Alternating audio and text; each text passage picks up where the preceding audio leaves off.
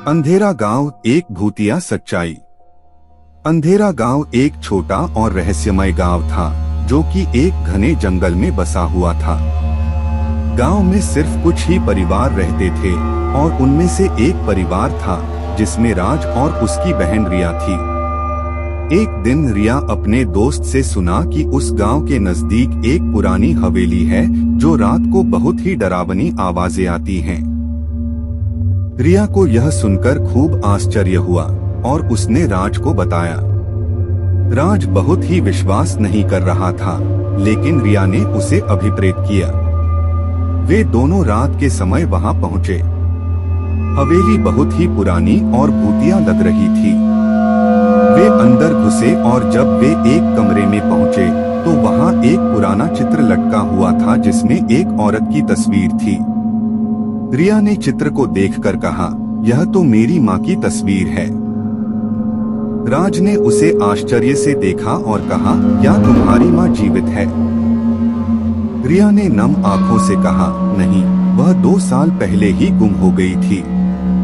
दोनों ने आगे बढ़ते हुए एक और कमरे में जाकर देखा जहां एक पुरानी किताब रखी हुई थी। जब रिया ने उसे खोला तो उसमें लिखा हुआ था, इस हवेली में जो भी आता है वह इसे कभी भूल नहीं पाता।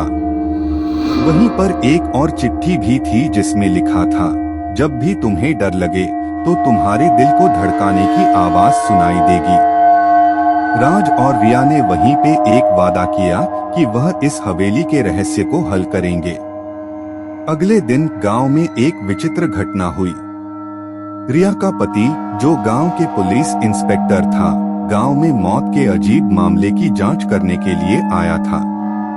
वह जब रिया को मिला तो वह अंदर से बहुत डरी हुई लग रही थी। रिया ने अपने पति से बताया कि वह राज के साथ हवेली में गई थी और वहां उन्होंने अपनी मां की तस्वीर देखी थी।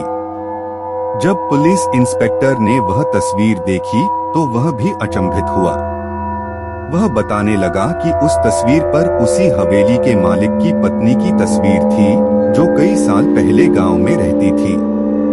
उसकी मौत भी बहुत रहस्यमयी थी।